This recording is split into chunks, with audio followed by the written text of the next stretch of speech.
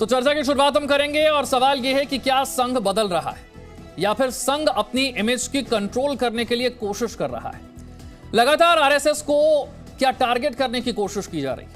RSS प्रमुख यानी कि संघ सरसंघ चालक मोहन भागवत मस्जिद जाते हैं, मदरसे जाते हैं, मुस्लिम नेताओं से मुलाकात करते हैं। इसे लेकर ओवैसी सवाल उठा रहे हैं। इन मुलाकातों के बाद इमाम ऑर्गेनाइजेशन के जो चीफ हैं उमर इलियासी, वो मोहन भागवत को राष्ट्रपिता कहते हैं, राष्ट्र ऋषि कहते हैं। यह भी कहा कि संघ को लेकर मुसलमानों के मन में कोई वहम नहीं होना चाहिए। संघ कभी मुसलमानों के खिलाफ नहीं था, लेकिन संघ का मुसलमानों से जो संवाद हो रहा है वो असदुद्दीन ओवैसी को रास नहीं आ रहा है। ओवैसी ने मोहन भागवत की मुलाकातों को आरएसएस और बीजेपी का एक ड्रामा करार दिया।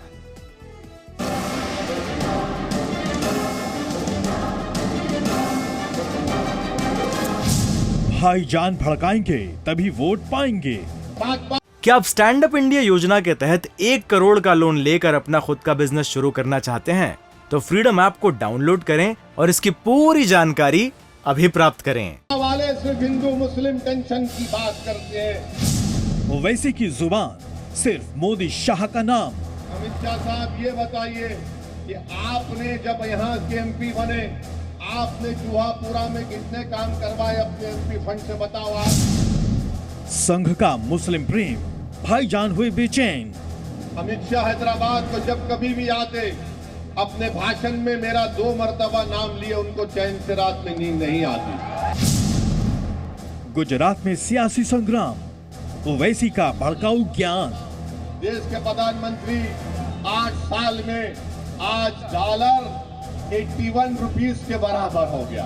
तो भाजपा वाले बोलेंगे क्या प्रधानमंत्री ने मुगलों को खत्म नहीं कर दिया? अहमदाबाद में ओवैसी के शोले। मदरसे को जाते हैं और आसाम में मदरसों को डिमोलिश कर दिया जाता है। संघ मुस्लिमों से मिले, ओवैसी क्यों जले? तो इस साल दिसंबर में गुजरात में विधानसभा चुनाव होने जा रहा है और इस बार मैदान में ओवैसी की पार्टी भी होगी। बीजेपी के पास सत्ता को बनाए रखने के लिए चुनौती है, तो आम आदमी पार्टी और ओवैसी के सामने चुनौती यह है कि वो विधानसभा में अपना खाता कैसे खोलें। हम ना भाजपा से डरते हैं, ना कांग्रेस की बातों से हमको यकीन करना है।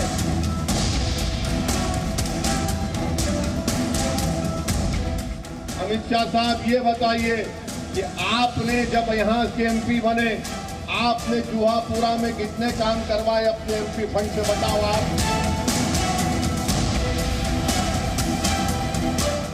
मदरसे को जाते हैं और आसाम में मदरसों को डिमोलिश कर दिया जाता है।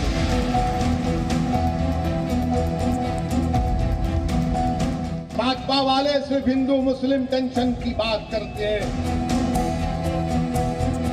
अब आप इसे ओवैसी की ताकत कहें या उनकी कमजोरी, AIMIM अध्यक्ष ओवैसी जब भी बोलते हैं सीधा पीएम मोदी और शाह पर सवाल उठाते हैं, और जब बात गुजरात चुनाव की हो तो बिना इनका नाम लिए काम ही चलना मुश्किल है। अमित शाह हैदराबाद को जब कभी भी आते, अपने भाषण में मेरा 2 मर्तबा नाम लिए उनको चैन से रात में नींद नहीं आती। अमित शाह साहब ये बताइए कि आपने जब यहाँ के एमपी बने, आपने चूहापुरा में कितने काम करवाए अपने एमपी फंड से, बताओ आप। अरे आप होते कौन है? कौन डिक्टेट करेगा? कौन खाएगा? कौन क्या पिएगा? अहमदाबाद के जुआपुरा में ओवैसी ने अपनी स्थिति एक बार फिर साफ की और कहा कि न तो वो बीजेपी से डरते हैं और न ही कांग्रेस से उनका कोई लेना देना है। उन्होंने रुपए की गिरती कीमत पर भी सवाल उठाए।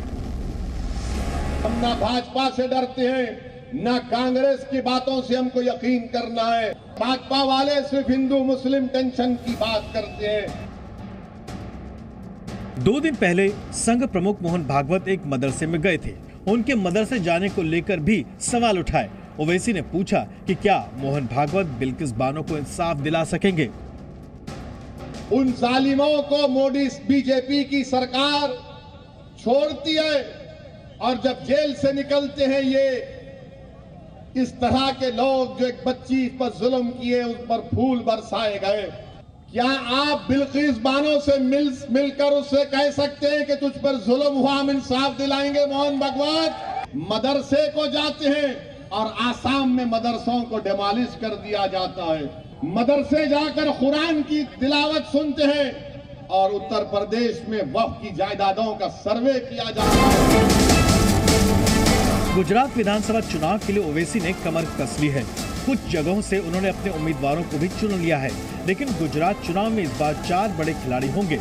बीजेपी और कांग्रेस को आप और AIMIM के उम्मीदवारों का सामना करना पड़ेगा, यानी मैच इतना आसान नहीं है जितना दिख रहा है। ब्यूरो रिपोर्ट, जी मीडिया।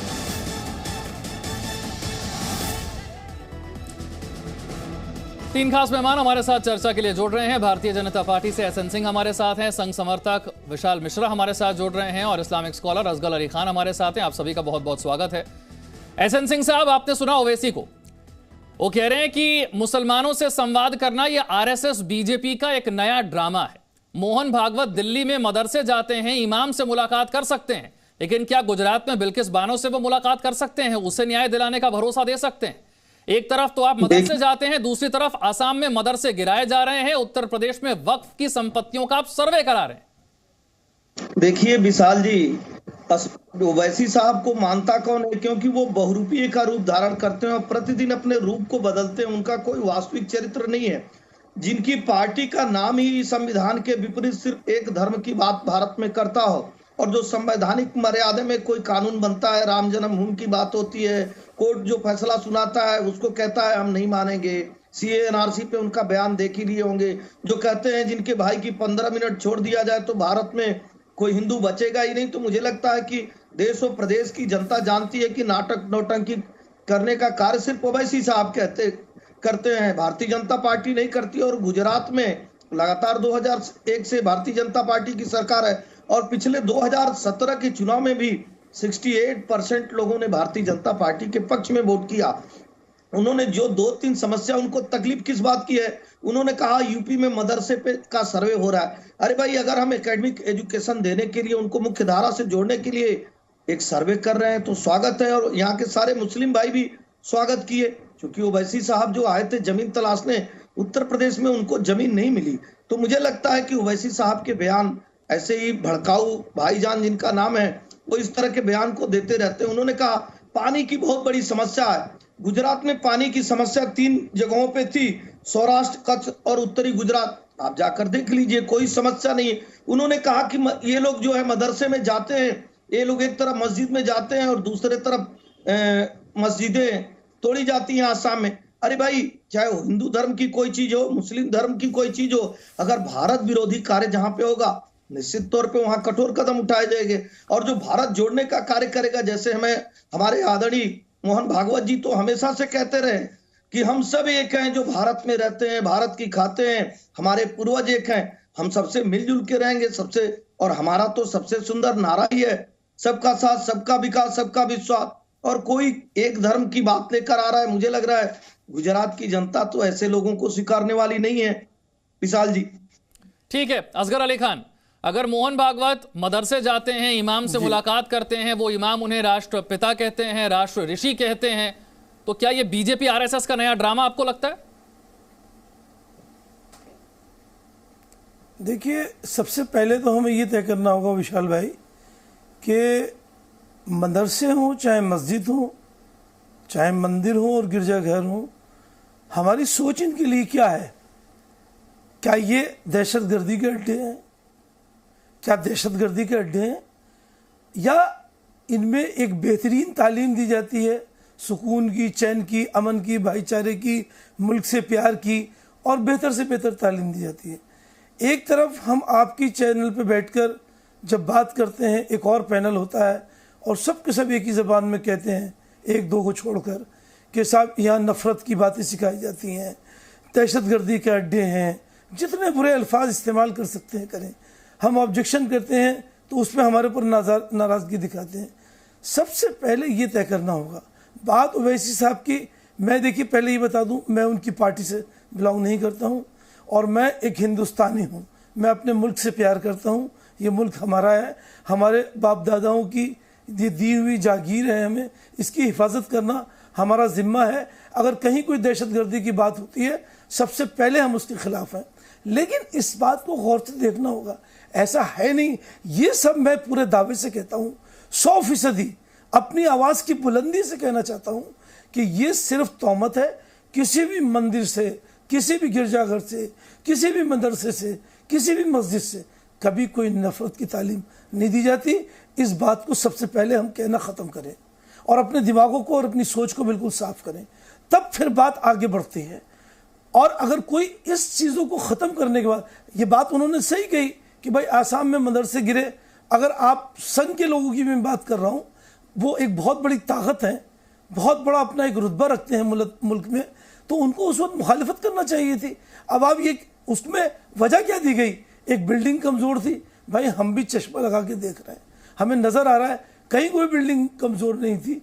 और ऐसी बोसीदा बिल्डिंगें बम्बई में और दूसरी जगहों पर खड़ी हैं जिसके लिए कि आदमी डरे उसके बराबर से गुजरते हुए और चल रही हैं। इसी तरीके से उनका साहब दहशतगर्दी के अड्डे हैं। आप बताइए ना, अगर आप किसी एक चीज़ को प्लांट करके ये कह देते हैं साहब यहाँ से 2 लोग पकड़े गए, यहाँ से 4 हथियार पकड़े गए, अरे भाई अगर आप इस बात पे आते हैं और कानूनी नुक्ते नज़र से देखते हैं, कानून के चश्मे से देखते हैं, आप कह रहे हैं कि भेदभाव हो रहा है, भेदभाव हो रहा है। ठीक है, मैं विशाल मिश्रा के पास जाऊं, उससे पहले एसएन सिंह आपको जवाब देना चाहते हैं। सिर्फ दहशतगर्दी के मामले, एक सेकंड सिर्फ ले रहा हूं। दहशतगर्दी के लिए मैं बताना चाहता हूं कि जो कन्विक्शन रेट है वो 2 से 6% है। 96%, 95% से ज्यादा लोगों की जिनको बेकसूर गुजर देते हैं। ठीक, एसएन सिंह जवाब देना, आप क्या कहेंगे? देखिए, हमारे बड़े भाई को हम बताना चाहेंगे कि भारतीय जनता पार्टी की जब से केंद्र में सरकार है और कई राज्यों में सरकार है, भारतीय जनता पार्टी कोई ऐसा धर्म देखकर, जाति देखकर, क्षेत्र देखकर कार्य नहीं करती है। लेकिन कुछ घटनाओं का जिक्र करना चाहूंगा। मार्च 2022 में एटीएस जो है वो सहारनपुर देवबंद एक मदरसे से गिरफ्तार करता है इनामुल हक को, और उसका संबंध लश्कर तोयबा से पाया जाता है। तो क्या हम उसको छोड़ दें इस नाते कि हमारे कोई भाई नाराज हो जाएंगे? मैं ये कह रहा हूं 2016 में इंडियन मुजाहिदीन का एक और आतंकी पकड़ा जाता है और पूछताछ में वो बताता है कि देवबंद मदरसे में 3 आतंकियों के साथ वहां 3 महीने तक रहा। 25 अप्रैल में भी इसी तरह की घटना हुई।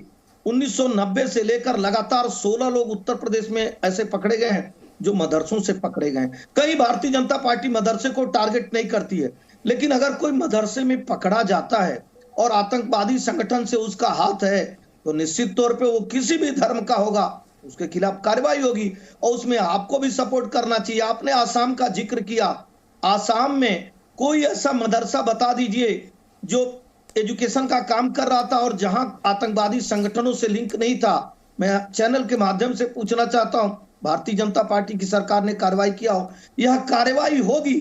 अभी ओवैसी साहब वक्त की बातों को कह रहे थे, भाई तमिलनाडु की जब एक घटना आई है और उसमें पता चला है कि एक पूरा गांव जो 1400 साल पुराना गांव है वो वक्त की संपत्ति हो गई है, और वो अगर कोर्ट में जाते हैं, बात आगे बढ़ती है, निश्चित तौर पे कोई भी जानना चाहेगा कि वक्त की संपत्ति क्या होती है। जो मुस्लिम दान करते हैं, किसके लिए दान करते हैं? अल्लाह के कार्य के लिए दान करते हैं। लेकिन जो हिंदू की संपत्ति है, जो एक गांव की संपत्ति है, वो कैसे हो गई? अगर न्यायप्रिय बात भारतीय जनता पार्टी करती है, मुझे लगता है हमारे भाई को तकलीफ नहीं होनी चाहिए और नफरत के बीज बोने वालों को हमेशा जवाब देना चाहिए। जब 1400 घर हिंदुओं के जला दिए जाते हैं पश्चिम बंगाल में, ओवैसी साहब एक बार भी नहीं बयान देते हैं। हमारे असगर अली साहब को उस समय सामने आके कहना चाहिए, अगर हमारे खिलाफ कुछ हो रहा है सबसे पहले आवाज आपको उठानी चाहिए, और आपके खिलाफ अगर हो रहा है सबसे पहले आवाज हमको उठानी चाहिए। हमें लग रहा है तब ज्यादा मेल मिलाप की बात हो पाएगी। लेकिन आप सिर्फ एक धर्म की बात करेंगे